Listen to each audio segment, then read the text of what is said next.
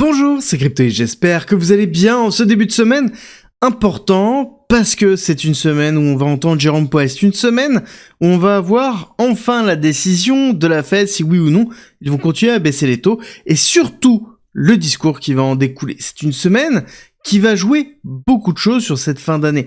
C'est une semaine en effet importante et je vous expliquais pourquoi on pourrait avoir un piège au milieu de cette semaine, juste avant le discours. Je vous explique tout ça à la fin de la vidéo. Mais avant, il va être important de faire un point sur Stratégie B. Stratégie B, on le sait bien, MicroStrategy, Michael Saylor achète énormément de BTC. Il y a eu énormément de FUD autour de Stratégie B, autour de Michael Saylor, sur le fait que certainement, à un moment donné, ils allaient devoir vendre leur Bitcoin. Ça allait être le pire moment pour le cycle, ça va être le pire moment pour Bitcoin. Parce que 650 000 BTC qui potentiellement peuvent être vendus, j'espère que vous imaginez bien l'impact que ça pourrait avoir sur le marché. Bon, là en l'occurrence, on parle bien de FUD, je l'ai traité à plusieurs reprises, mais c'est revenu encore sur le tapis assez récemment avec le CEO de Stratégie qui nous explique qu'ils ont levé justement 1,4 milliard de dollars pour pouvoir assurer 21 mois de dividendes, peu importe ce qui se passe sur le marché, et que la possibilité d'avoir une vente de BTC est quasiment nulle, comme a pu le dire déjà Michael Saylor à plusieurs reprises. La volonté c'est d'accumuler du BTC, de diluer de l'equity, donc c'est-à-dire la valeur même de la société MicroStrategy, et pas du tout BTC. Et c'est tout l'intérêt de ce qu'a construit Michael Saylor par la suite. Par contre, la réalité, c'est qu'il va y avoir peut-être les géants qui vont tenir. Mais qu'est-ce qui va se passer pour les autres? Globalement, toutes les sociétés qui font de la trésorerie en Bitcoin, ou même en autres cryptos, est-ce qu'ils vont être capables de survivre dans une phase beaucoup plus complexe, beaucoup moins bullish, ce qu'on appellerait la Darwin Phase? J'aime bien justement le nom de cet article, où on va arriver sur ceux qui sont déjà à la base en premium, MicroStrategy, qui commencent à galérer et sur lequel il y a énormément de FUD. Qu'est-ce qui va se passer pour tous les autres qui n'ont pas ici l'aura et la vision de Michael Saylor? Eh ben, je pense que ça va être peut-être un petit peu compliqué pour certaines. Il va falloir surveiller de près parce qu'on pourrait avoir ici des surprises pas forcément bonnes sur certaines qui, quant à elles, certainement vendront une partie de leurs actifs pour pouvoir survivre. Le point important pour moi, il est aussi sur la déclaration du président de la SEC, Paul Atkins, qui nous dit que tout le marché américain sera on-chain, donc directement sur la blockchain, dans 2 ans. Alors, je pense qu'il y a une mauvaise interprétation dans tout ça. Je vois beaucoup de personnes qui considèrent que c'est excessivement bullish pour les chaînes publiques, sauf que la réalité, c'est que ça se passera pas de cette façon-là. Je pense très certainement qu'on va avoir des blockchains institutionnels du style BlackRock qui vont avoir leur propre infrastructure pour proposer à l'ensemble du marché un passage sur la blockchain. Mais ce ne sera pas l'utilisation des blockchains que l'on connaît nous, ou en l'occurrence très peu ou pour de très petites choses, et ce sera vraiment une institutionnalisation de la technologie sous-jacente à la crypto, qui est la blockchain. Et ça veut dire beaucoup de choses pour les altcoins. C'est un impact très fort. Si ça vous intéresse, je vous fais un petit vocal dessus sur le Telegram qui est en commentaire en description. Telegram dans lequel on vous propose des analyses, où je vous propose des vocaux, des stratégies, des formations, bref, tout. N'hésitez pas à nous rejoindre, c'est gratuit, c'est en commentaire en description. Et je vous y retrouve tout à l'heure. En attendant, en effet, comme je l'ai dit, c'était une grosse nouvelle. Grosse nouvelle pour Solana. Pas que Solana, parce qu'ils ont une semaine où il va y avoir vraiment un consortium autour de Solana, donc on a généralement des grosses annonces qui arrivent pour la suite, ça va être intéressant de voir, mais aussi parce qu'on a, comme j'ai dit en introduction, Jérôme Powell qui va devoir à un moment donné gérer toute cette peur autour de la récession alimentée par les départs, alimentée par les licenciements qui dépassent vraiment tous les niveaux pour arriver à des niveaux qui peuvent être caractérisés comme étant les plus grandes crises financières. Donc on est vraiment dans un niveau très important, mais les USA ne sont pas en récession. C'est très important et Jérôme Powell va devoir trouver le bon discours pour pouvoir rassurer les marchés. Le SP500 est sur de bonnes voies pour faire un nouvel ATH. On rappellera que la target de 7200, c'est la target de Goldman Sachs, qui visait ça dans 12 mois, donc globalement il y a 3 mois, nous disait que c'était dans 12 mois, et on est quand même vraiment pas loin du tout dans une phase d'accélération. Et quand on regarde la tête du VIX, donc qui est la représentation de l'indice de volatilité du S&P 500 et qui est les options sur le S&P 500, qui est acheté lorsque le marché a peur, on voit qu'on commence à se diriger vers le plus bas. Quand on est vers le plus bas, ça veut dire qu'on va remonter à un moment donné, mais le marché n'est pas du tout en train de pricer potentiellement une récession, et encore moins, certainement, la non-baisse des taux de la Fed, parce qu'il ne reste plus que 2 jours à attendre pour la décision de la Fed. Je rappellerai, mercredi 10 décembre, on va avoir Jérôme Powell qui va monter devant son petit pupitre et qui va nous faire son discours, qui va nous dire qu'il va certainement baisser les taux. En l'occurrence, c'est ce que je price moi de mon côté, c'est ce que le marché a pricé aussi, mais le plus important, ça va être le discours qu'il va avoir. Pourquoi il baisse les taux et quelle est sa vision sur 2026? Quels vont être les dot plots, c'est-à-dire la vision de l'ensemble des membres sur les futures baisses de taux? C'est ce que le marché attends, là, maintenant, mercredi. Et en fonction de ça, on risque d'avoir 2 scénarios qui vont se jouer. Et j'ai envie de vous dire qu'on va avoir un piège.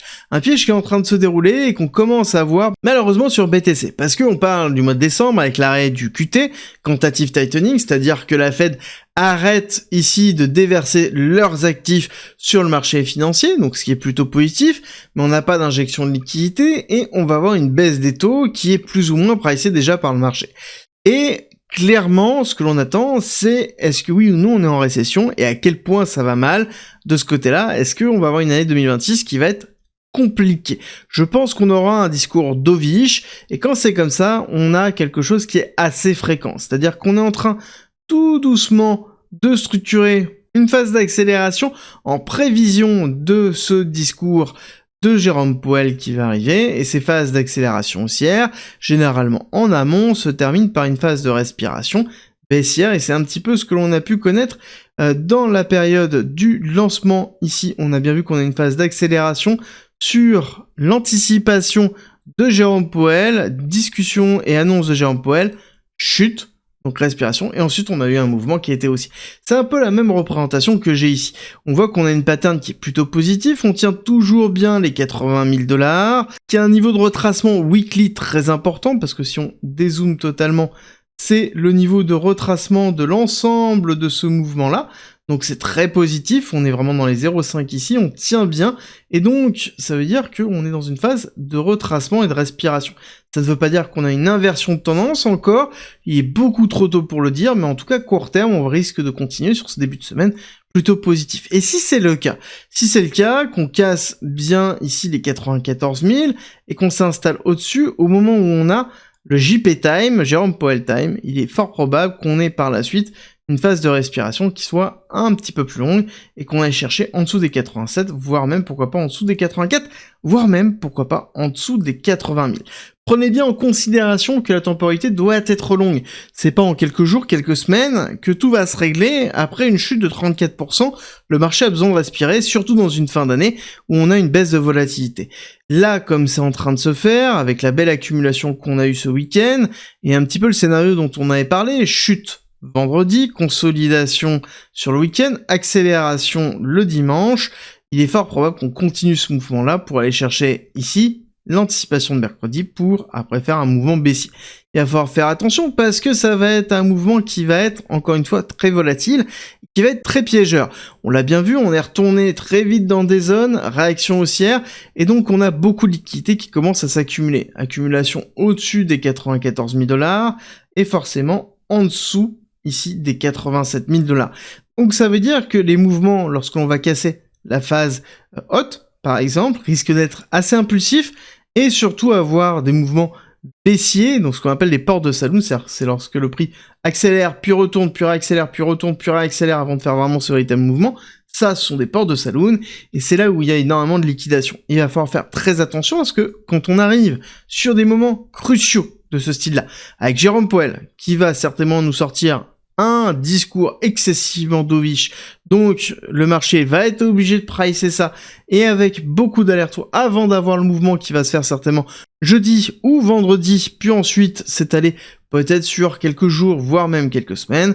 Ça risque d'avoir un impact très fort sur BTC, mais le plus important sera à ce moment-là de tenir ici le niveau des 80. Plus on le tiendra, mieux ce sera, et plus on sera dans une phase de ranging qui sera parfait pour avoir une réaction haussière plus forte et aller casser les 100 000 $. Si on casse des 80 000 $, il est très important d'avoir une réaction haussière forte par la suite. C'est-à-dire si jamais on casse ici, il va falloir avoir une réaction haussière forte pour juste faire une prise de liquidité. C'est pas grave si on va chercher un petit peu plus bas des 80 000. L'important c'est de regagner assez vite au-dessus des 80 000 et avoir un mouvement fort de ce côté-là, même si on va pas to the moon directement, mais que l'on consolide directement, ce sera quelque chose qui est positif. Dans tous les cas, là il va falloir être patient encore et toujours. On vient de se manger une grosse période de chute et ça va être très important de pouvoir tenir. Dans tous les cas, semaine très importante comme je vous l'ai dit, il va falloir s'accrocher sur Jérôme Powell et je pense que au vu du marché, on risque de continuer haussier sur ce début et certainement terminer baissier, voir quels vont être les niveaux que l'on va atteindre dans cette anticipation.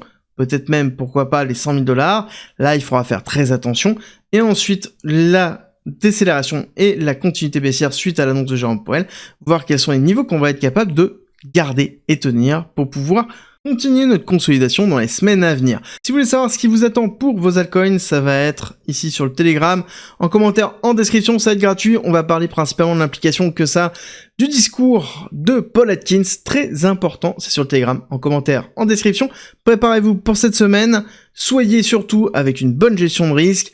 Concentrez-vous principalement sur les actifs les moins risqués, principalement BTC, et contrôlez bien votre exposition, c'est toujours les éléments les plus importants. Je vous souhaite une très bonne journée et je vous dis à très vite pour une nouvelle vidéo.